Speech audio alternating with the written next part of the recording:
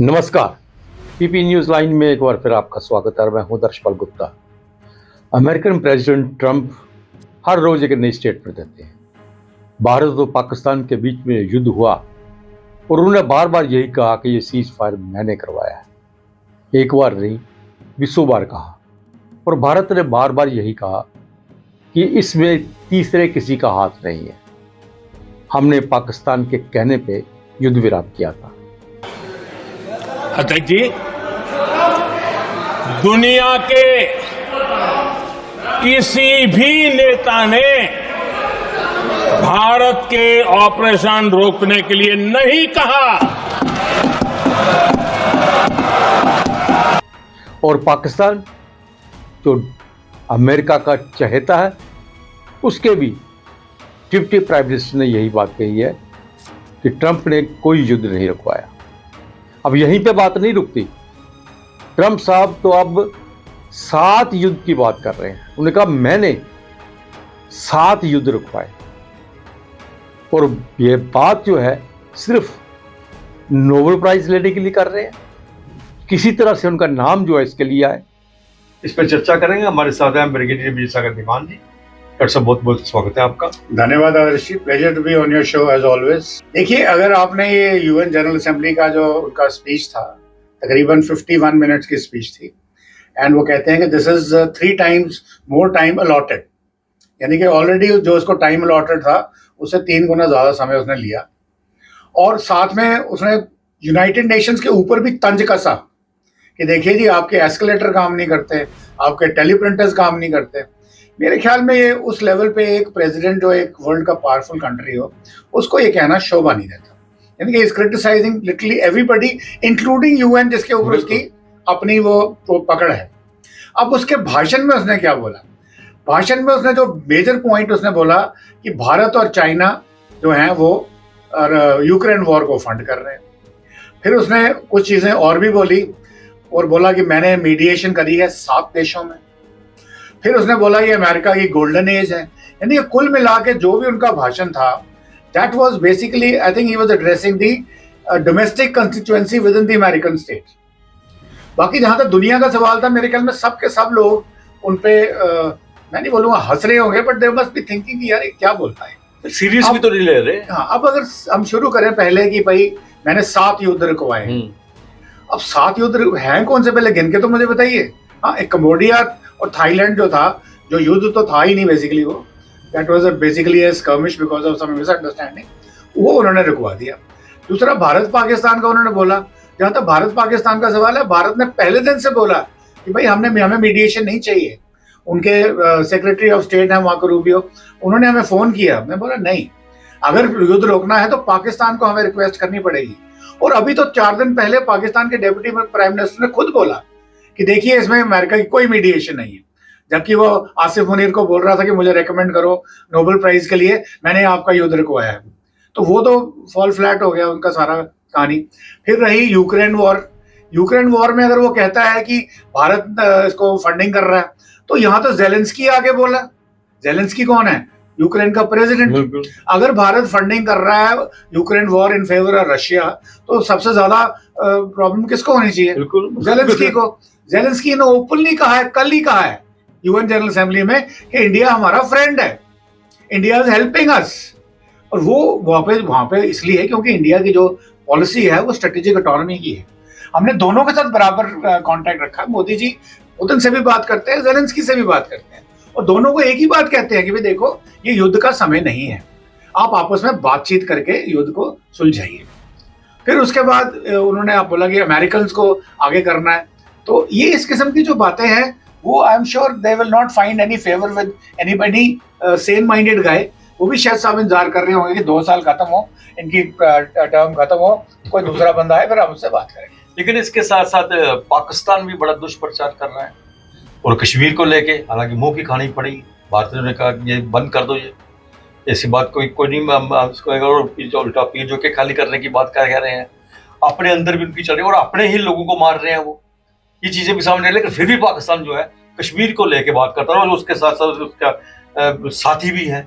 इसके पहले कि मैं आपको पाकिस्तान के ऊपर आऊं, पहले मैं आपको ये बता दूं कि वहां पे यूएन जनरल असेंबली के अंदर हमारे जो फॉरेन मिनिस्टर हैं डॉक्टर एस जयशंकर, उन्होंने ट्रंप को कैसे ट्रंप किया। इनफैक्ट जो मैं आर्टिकल आपको कल देने वाला हूँ, आज देने वाला हूँ, वो उसका शीर्षक ही यही है, Trump gets trumped by S Jaishankar. S Jaishankar ने बिना कोई आगा पीछा किए दो टूक शब्दों में बोला। उन्होंने लफ्ज, बहुत लंबी स्पीच थी, उन्होंने लफ्ज यूज किए, let's strengthen the global south and not justify the global north. यानी कि ट्रंप को भी लिया और सारा वेस्ट को भी लिया, जो अपने आप को समझते हैं कि हम बड़े सुपीरियर हैं। जैसे पहले भी जयशंकर साहब ने कहा था कि वेस्ट थिंक्स कि their problems are world's problems, but world की जो प्रॉब्लम, अगर इंडिया की कोई प्रॉब्लम है वो उनकी प्रॉब्लम नहीं है, और उनकी प्रॉब्लम इंडिया की प्रॉब्लम है। तो आज उन्होंने बड़े दो टूक शब्दों में बोला कि देखो ऐसा मत करो। हमें ग्लोबल साउथ को, सब लोगों को अर्ज किया कि आप इकट्ठे आइए, यूएन रिफॉर्म्स करेंगे, आप भी इकट्ठे आइए, और हम कोलैबोरेट करेंगे एआई में, टेक्नोलॉजी में, एग्रीकल्चर में, एजुकेशन में, क्लाइमेट चेंज करने में। अब क्लाइमेट की जो बात आती है तो सबसे बड़ा जो कसूरवार है वो तो वेस्ट ही है, सबसे ज़्यादा पोल्यूटर तो वही है, और वो कहते हैं नहीं जी आप थर्ड वर्ल्ड वाले डेवलपिंग कंट्री आप अपना सुधारिए, और उसकी कॉम्पनसेशन कोई नहीं देते, उसे थर्ड वर्ल्ड वाला कहाँ से करेगा। तो ये सब चीज़ें जो डॉक्टर एस जयशंकर ने बोली वो बड़ी दो टूक थी, इन अ वे वो एक ट्रंप के मुंह में तमाचा था। उन्होंने बिल्कुल उसका जो जवाब दिया, अगर आप उसको टेक्स्ट को पढ़े बड़ा मजा आएगा आपको सुनने का। उसके बाद आपने बात करी है पाकिस्तान की। बिल्कुल, अब पाकिस्तान के बारे में इन्होंने क्या किया, ह्यूमन राइट्स में जाके फिर वही कश्मीर का राग अलापना शुरू कर दिया, और साथ ही के साथ में जहां तक यूएन जनरल असेंबली की बात है, वहां पे आपके अर्डोगान साहब आ जाते हैं, वो आके बोलते हैं भाई देखिए इंडिया ये कर रहा है वो कर रहा है। तो अर्डोगान साहब को तो प्रॉब्लम ये है कि सऊदी अरेबिया ने पाकिस्तान के साथ एक डिफेंस पैक्ट किया है कुछ दिन पहले, जैसा कि आपको मालूम है। परंतु उसमें भी मैंने यही बोला था कि ये डिफेंस पैक्ट ऐसा नहीं है कि अगर इंडिया पाकिस्तान की कोई स्कर्मिश होगी तो सऊदी अरेबिया पाकिस्तान के फेवर में आ जाएगा, नहीं आएगा। मैं आपको यकीन दिलाता हूँ, मैं अपने कुछ हवाई जहाज एयर डिफेंस के लिए with in the Pakistani border भेज सकता है, पर उनके डिफेंस में नहीं आएगा, क्योंकि वो इंडिया के साथ उसके बड़े इकोनॉमिक रिलेशन हैं जिनको ही can not afford to sort of give away. हाँ, सऊदी अरेबिया पे कोई अटैक होता है तो पाकिस्तान इज बाउंड, वो उस तरीके से कर रहा है, तो वो बात तो समझ में आती है। पाकिस्तान का ऑलरेडी वहाँ पे एक ब्रिगेड बैठा हुआ है। नहीं ब्रिगेड नहीं, मैं आपको बताऊं ब्रिगेड तो बैठा ही है, उनकी जो नॉर्मल सऊदी आर्मी है। जिस चीज के ऊपर बात कर रहा है कि परमाणु शक्ति है, उसके बाद अम्ब्रेला है, वो अम्ब्रेला किस काम का है, उसकी चाबी दुकान किसके पास है? वही मैं बता रहा हूँ, अम्ब्रेला की चाबी भी बोली जाती है। साथ में पहली बात तो ये पाकिस्तान और सऊदी अरेबिया का जो पैक्ट है, डिफेंस पैक्ट, ये कोई कल का नहीं है। ये बड़े जो उनकी उन्होंने आर्मी बनाई हुई, किस लिए? उनको आर्मी चाहिए हुतीज के अगेंस्ट, यमन में उनके अगेंस्ट जो लड़ाई उनकी होती रहती थी, तो उस आर्मी में मैक्सिमम पाकिस्तानी सोल्जर्स होते थे, यानी कि पाकिस्तान के लोग होते थे सोल्जर्स। और उनको जो हेड कौन करता था, वो भी पाकिस्तान का कोई रिटायर्ड लेफ्टिनेंट जनरल, और एक बार तो राहिल शरीफ जो चीफ रिटायर होते हैं, उसके बाद उन्होंने कमांड ली है। तो ये पैक्ट ऑलरेडी था, तो भारत को उसके लिए डरने की जरूरत नहीं है।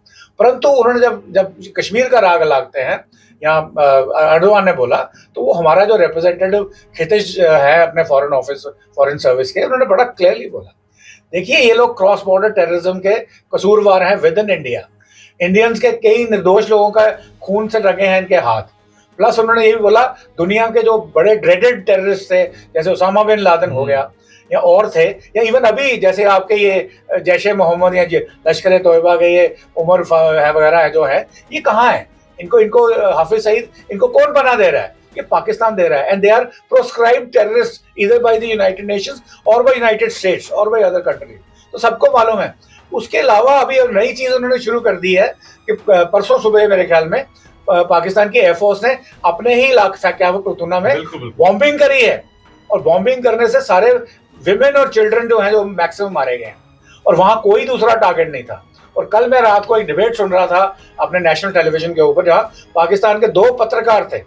एक पत्रकार तो इमरान खान साहब की पार्टी के थे, तो उनकी स्टेटमेंट भी बड़ी इंटरेस्टिंग थी, और दूसरे शायद ISI के होंगे या पाकिस्तानी के होंगे। तो इमरान खान साहब वाली, उसने नहीं बोला एयरफोर्स ने बॉम्ब किया, वो कहता धमाके हुए हैं, हम कंडेम करते हैं। और इमरान खान साहब ने बोला है कि ये सब आसिम मुनीर का खेल है, वो सबसे बड़ा टेररिस्ट है, यानी वो इमरान खान साहब बोल रहे हैं, और वो एयरफोर्स का नाम नहीं ले रहा। दूसरा वाला जो है वो साफ कहता नहीं जी वहां पे धमाके हुए हैं और वो हिंदुस्तान की रॉ ने करवाए हैं। यानी कि उनका जो तरीका है वो लहजा बड़ा क्लियर है, पर उनको ये समझ में नहीं आ रहा कि आपके यहाँ खैबर पख्तूनख्वा में आपकी आर्मी की रिट चलती है, कि उसको एयरफोर्स से बॉम्ब करना पड़ा। ग्राउंड के ऊपर अब अगर आपको याद हो 2 महीने पहले एक पुलिस स्टेशन पे कब्जा कर लिया था। अभी भी बहुत सारी जगहों पे कब्जा किया और उन्होंने आर्मी वाले एक सोल्जर को थप्पड़ मारा था, तुम यहाँ क्या कर रहे हैं, आओ भागो यहाँ से। ये विजुअल्स हमने देखे हैं। उसके बाद बलोचिस्तान की तरफ आए हम, तो आज सुबह शायद जाफर एक्सप्रेस में एक धमाका हुआ है जिसमें आर्मी वाले मारे गए। और आज से 1 महीना पहले या समथिंग 1.5 महीना के आसपास पूरी जाफर एक्सप्रेस को हाईजैक कर लिया गया था। फिर कई सारे पुलिस स्टेशन, फिर उन्होंने 2 महीने पहले सब जगह बलोचिस्तान का झंडा लगा दिया था। तो ये टेररिज्म तो आपके अपने कंट्री में आपके अगेंस्ट हो रहा है, क्योंकि आप जो उनके ऊपर एक्सेसेस करते हो वो आपके खिलाफ बोल रहे हैं, और हमें बोल रहे हो कि कश्मीरियों के फेवर में आप आ रहे हो, हम कश्मीरियों के ऊपर जुल्म जा रहे हैं। ऐसा कुछ नहीं है। आप किसी के कश्मीरी श्रीनगर जाइए, बात कर लीजिए, वो आपको बताएगा सच क्या है। और सच जो है वो एक झूठ को लेके उसको तोड़ मरोड़ के ऐसे पेश करते हैं कि जैसे वो बहुत दूध के धुले हैं। और वो हमारे क्षितिज गुप्ता है शायद उनका नाम, फॉरेन सर्विस के, जो बोल रहे थे ह्यूमन राइट्स कमीशन के इजलास में, उन्होंने बड़ा क्लियर किया, एक एक इंसिडेंट दुनिया के सामने रखा है। तो आई एम श्योर वो दुनिया को काफी पहली बार क्लियर हो गया। कभी जब भी ऐसा सेशन आता है तो पाकिस्तान की तरफ से कश्मीर का मुद्दा फिर उठाया जाता है। अपने हालात नहीं देखते हैं, वहां मार खा रहे हैं, जिस तरह आपने बताया वहां पे इनमें अपने ही लोगों पे ऊपर एयर स्ट्राइक कर रहे हैं। ये और बात कोई भी बात समझने वाली बात है कि एयर स्ट्राइक करना कोई मजाक की बात नहीं। तो दूसरी कंट्री आके तो यहाँ करेगी नहीं, क्योंकि अगर करी है तो जवाब दो, अगर हिम्मत है तो जवाब दो। अपनी ही सिटीजन्स के ऊपर, अपने ही अवाम के ऊपर यदि आपको आर्मी यूज करनी पड़ रही है, एयरफोर्स यूज करनी पड़ रही है, इससे बुरी बात और क्या हो सकती है? इसके बारे में क्या बात कर सकते हैं? वही कह रहे हैं कि बार बार इनके अपने हालात खराब है, उसकी तरफ से लोगों का ध्यान, अपने लोगों का ध्यान भटकाने के लिए कोई ना कोई नया मुद्दा है। तो कश्मीर तो इन्होंने बना के रखा हो ना अपने पास। जब भी कोई मुद्दा ना हुआ तो कश्मीर को उछाल दो, शायद सभी चुप हो जाएंगे, वहां के लोग इस पर बैठ जाएंगे। लेकिन इस बार नहीं लग रहा। इस बार जो ये हालात बने हुए हैं पाकिस्तान के अंदर, उसको देखते हुए ये लग रहा है कि वो समझ गए हैं पाकिस्तान की चालाकी, पाकिस्तान की हर बात को समझ रहे हैं, और आने वाले दिन में पाकिस्तान के लिए और बड़ी मुसीबत बन सकती है। नहीं, बट एक भी देखिए ना, पाकिस्तान की जो इकोनॉमी है इस वक्त वो लाइफ सपोर्ट पे है, उसको नहीं देख रहे हैं। परंतु अभी आपके दिमाग में ये, आपके दर्शकों के मन में ये जरूर क्वेश्चन आया होगा कि अगर पाकिस्तान इतना खराब है तो फिर भी वर्ल्ड पास लाइक अमेरिका है, अर्डवान है, या मलेशिया था पहले, चाइना है, ये पाकिस्तान को फेवर क्यों कर रहे हैं? अब ये मेरी अगली किताब का शीर्षक है जो इसके ऊपर मैं डिस्कस कर रहा हूँ। बेसिकली जो मोटा पॉइंट में अगर आपको बताऊं, उसकी जो जियोपॉलिटिकल पोजीशन है वो बड़ी इंपॉर्टेंट है। रशिया को चाहिए warm water ports Indian ocean में, वो तब तक नहीं मिल सकते जब तक पाकिस्तान रशिया के साथ नहीं जाता, वो नहीं हो सकता। अमेरिका को उसको तकलीफ है। उसके बाद अमेरिका को क्या चाहिए, उसने इंडिया को भी चेक करना है, चाइना को भी चेक करना है, ईरान को भी चेक करना है, रशिया को भी चेक करना है। तो सबके बीच में पाकिस्तान आता है। साथ में अफगानिस्तान में, अगर आपको ख्याल हो, पाकिस्तान में जो अफगानिस्तान में जो बगराम एयरबेस है, जब हमारा ऑपरेशन सिंदूर चल रहा था, जिस दिन हमने स्ट्राइक करी है 9 तारीख को, तो तब ट्रंप का बयान आया था कि बगराम एयरबेस हम नहीं छोड़ेंगे।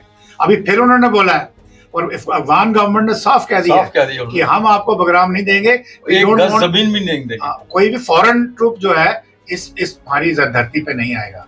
इसका मतलब बगराम भी उसको नहीं मिलेगा। अब वो उसके अगेंस्ट लड़ाई करते हैं, झगड़ा करते हैं, जैसे सदाम के अगेंस्ट किया या कुवैत के अगेंस्ट किया, वो हमें नहीं पता।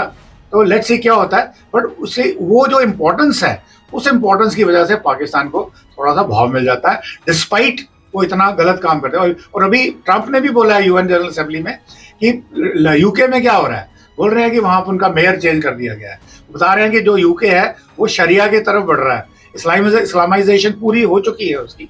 और यूरोप के बाकी कंट्रीज में, इवन फ्रांस में फॉर दैट मैटर, अगर आपको चार्ली हेब्डो केस याद हो, फिर डेनमार्क में अगर आप देखें, स्वीडन में तो वो लॉ मेकर्स बन के बैठे हुए हैं पार्लियामेंट के अंदर, जैसे यूके के अंदर है, और जर्मनी भी इसके बारे में बात कर रहा है। तो ये सब चीजें जो है, ये एक किस्म की जो इस्लामाइजेशन है उसके खिलाफ भी बोला है। और ये सब जो इसका ओरिजिन कहाँ है, उसका ओरिजिन इज पाकिस्तान। और फिर भी ट्रंप एक तरफ तो कुछ और, पाकिस्तान का नाम लिए बगैर उन्होंने पहलगाम को भी कंडेम किया है, इसको भी कंडेम करते हैं, पाकिस्तान का नाम नहीं लेते, क्योंकि पाकिस्तान उनके लिए एक स्ट्रेटेजिक मोहरा है। और पाकिस्तान, मैंने पहले भी बोला था कि ये रेंटेबल है, बिल्कुल, इसको आप किराए पे रखिए, जो काम करना करिए, पैसे दीजिए, निकल जाए। उनको पैसों की जरूरत है, और पैसों के अलावा उनका कोई दीन ईमान धर्म नहीं है।